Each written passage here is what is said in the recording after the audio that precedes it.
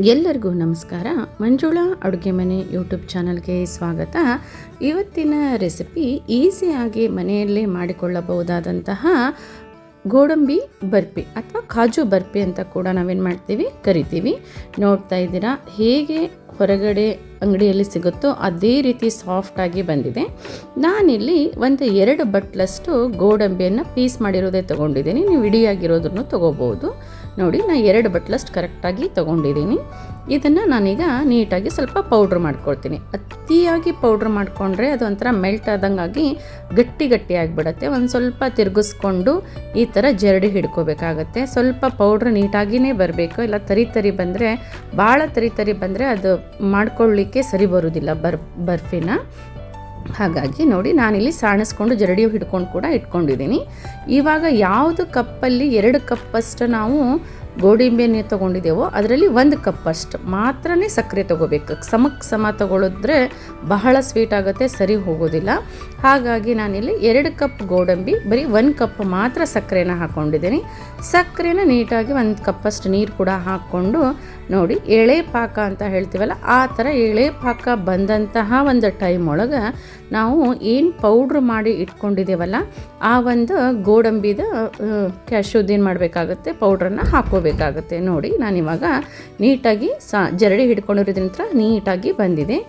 ಇವಾಗ ಯಾವುದೇ ಥರದ ಗಂಟು ಇಲ್ಲದೆ ಇರೋ ಥರ ನಾವೇನು ಮಾಡ್ಕೋಬೇಕಾಗುತ್ತೆ, ಅದನ್ನು ಕಲಿಸ್ಕೋಬೇಕಾಗತ್ತೆ. ನೋಡಿ, ಈ ರೀತಿಯಾಗಿ ಇವಾಗ ಸಣ್ಣ ಉರಿ ಒಳಗಡೆ ಏನು ಮಾಡಬೇಕು, ಇದನ್ನು ನೀಟಾಗಿ ಸ್ವಲ್ಪ ಹೊತ್ತು ಸಣ್ಣ ಫ್ಲೇಮಲ್ಲೇ ಇಟ್ಕೊಂಡು ಬೇಯಿಸ್ಕೋಬೇಕಾಗತ್ತೆ. ನೋಡಿರಿ, ಈ ಥರ ಬಬಲ್ಸ್ ಬರ್ತಾ ಇರಬೇಕು. ಏಲಕ್ಕಿ ಪೌಡ್ರನ್ನು ಕೂಡ ಹಾಕ್ಕೋಬೇಕು ಮಾಡಿಟ್ಕೊಂಡು. ಅದರ ಜೊತೆಗೆ ಈ ರೀತಿಯಾಗಿ ಮೆಲ್ಟ್ ಇದಾಗ್ತಾ ಇರುವಂಥ ಒಂದು ಟೈಮಲ್ಲಿ, ಆ ಬಬಲ್ಸ್ ಬರುವಂಥ ಟೈಮಲ್ಲಿ 1 ಚಮಚ ತುಪ್ಪವನ್ನು ಇದ್ದರೆ ಹಾಕೋಬೋದು, ಇಲ್ಲ ಅಂದ್ರೂ ನಡೆಯುತ್ತೆ. ನಾನು ಇದೆ ಅಂತ ಹಾಕ್ಕೊಂಡೆ, 1 ಚಮಚದ ಮೇಲೇ ಹಾಕ್ಕೊಂಡಿದ್ದೀನಿ. ನೋಡಿ, ತುಪ್ಪವನ್ನು ನೀಟಾಗಿ ಈ ಥರ ಬಬಲ್ಸ್ ಬರೋ ತನಕ ನಾವೇನು ಮಾಡ್ಕೋಬೇಕಾಗುತ್ತೆ, ಇದನ್ನು ನೋಡಿರಿ. ಇವಾಗ ಪ್ಯಾನ್ ಕೂಡ ಅದು ಬಿಡ್ತಾ ಇದೆ. ನೋಡಿ, ಈ ರೀತಿಯಾಗಿ ಆಗ್ತಾ ಇದೆ ಅಂದರೆ ಈಗ ರೆಡಿ ಆಗಿದೆ ಅಂತ ಅರ್ಥ ಇದೆ. ಇವಾಗ ನಾವೇನು ಮಾಡಬೇಕಾಗುತ್ತೆ, ಒಂದು ಬಟರ್ ಪೇಪರನ್ನು ತೊಗೊಂಡ್ಬಿಟ್ಟು ಆ ಬಟರ್ ಪೇಪರಲ್ಲಿ ಏನು ಮಾಡಬೇಕಾಗುತ್ತೆ, ಈ ಮಾಡಿಟ್ಕೊಂಡಂಥದ್ದನ್ನು ಹಾಕ್ಕೋಬೇಕಾಗುತ್ತೆ. ಬೇಕಂದರೆ ಲಾಸ್ಟಲ್ಲಿ ಒಂಚೂರು ತುಪ್ಪ ಹಾಕಿನೂ ಕಲಿಸ್ಕೋಬೋದು, ಅದೇ ಹೇಳಿದ್ನೆಲ್ಲ ಆಪ್ಷನಲ್ಲ, ಇಲ್ಲಾಂದ್ರೂ ನಡೆಯುತ್ತೆ. ನಾ ಈ ಬಟರ್ ಪೇಪರ್ ಮೇಲೆ ಸ್ವಲ್ಪ ತುಪ್ಪ ಹಾಕ್ಕೊಂಡು ಸ್ಪ್ರೆಡ್ ಮಾಡ್ಕೊಂಡಿದ್ದೀನಿ. ಇವಾಗ ಈ ಒಂದು ಕ್ಯಾಶ್ಯೂದು ಏನು ಮಾಡ್ಕೊಳ್ತಾ ಇದ್ದೀನಿ, ಆ ಬಟರ್ ಪೇಪರ್ ಮೇಲೆ ಹಾಕ್ಕೊಳ್ತಾ ಇದ್ದೀನಿ. ನೋಡ್ತಾ ಇದ್ದೀರಾ, ನೀಟಾಗಿ ಬಂದಿದೆ. ಇವಾಗ 4 ಕಡೆಯಿಂದನೂ ಈ ರೀತಿಯಾಗಿ, ಯಾಕಂದರೆ ಸಕ್ಕರೆ ಪಾಕದ್ದಿರುತ್ತೆ, ಸ್ವಲ್ಪ ಏನಾಗಿರುತ್ತೆ, ಭಾಳನೇ ಬಿಸಿ ಇರುತ್ತೆ, ಆ ಕಾರಣಕ್ಕೆ ಕೈಯಲ್ಲಿ ಮುಟ್ಟಕ್ಕಾಗ್ತಾ ಇರೋದಿಲ್ಲ.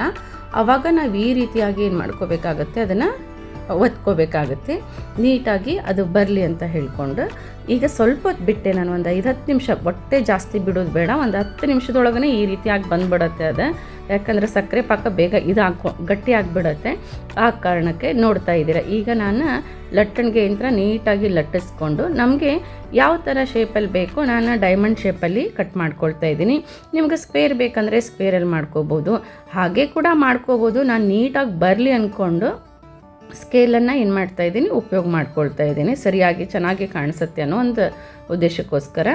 ನೋಡ್ತಾ ಇದ್ದೀರಾ ನೀವು, ನೀಟಾಗಿ ಅಂಗಡಿಯಲ್ಲಿ ಯಾವ ಥರ ಬರುತ್ತೋ ಅದೇ ರೀತಿ ಒಂದು ಶೇಪಲ್ಲಿ ಬರಲಿ ಅಂದ್ಕೊಂಡು ಇವಾಗ ಈ ರೀತಿ ಸೈಡಲ್ಲಿಂದ ತಗೋಬೇಕಾಗುತ್ತೆ. ಅಂದರೆ ಡೈಮಂಡ್ ಶೇಪ್ ಏನಾಗುತ್ತೆ, ಬರುತ್ತೆ. ನೋಡಿ, ಇದಕ್ಕೆ ನಾವು ಬೇಕಂದರೆ ಅದು ಸಿಲ್ವರದ್ದು ಸಿಗುತ್ತಲ್ಲ, ಮೇಲೆ ಅಂಗಡಿಯಲ್ಲೆಲ್ಲ ಹಾಕ್ಕೊಡ್ತಾರಲ್ಲ, ಅದನ್ನ ಹಾಕ್ಕೋಬೋದು.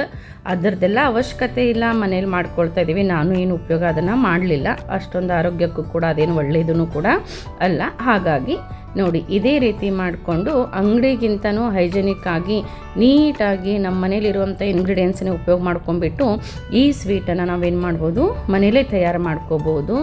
ಇದು ಕಾಜು ಬರ್ಫಿ ಕೂಡ ತುಂಬ ಕಾಸ್ಟ್ಲಿ ಹೊರಗಡೆ. ನೋಡಿ, ಅದೇ ಒಂದು ಶೇಪಲ್ಲಿ ಬಂದಿದೆ, ಅದೇ ಸೈಜಲ್ಲಿ ಬಂದಿದೆ, ಅಷ್ಟೇ ಸಾಫ್ಟಾಗಿನೂ ಕೂಡ ಬಂದಿದೆ ತಿನ್ನಲು.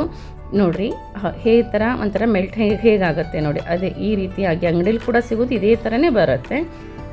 ನಿಮಗೂ ಕೂಡ ಈ ಒಂದು ವಿಡಿಯೋ ಇಷ್ಟವಾದಲ್ಲಿ ಲೈಕ್, ಶೇರ್, ಸಬ್ಸ್ಕ್ರೈಬ್ ಮಾಡುವುದರ ಜೊತೆಗೆ ಹೇಗಿದೆ ಎಂದು ಕಮೆಂಟ್ ಬಾಕ್ಸ್ನಲ್ಲಿ ತಿಳಿಸಿ.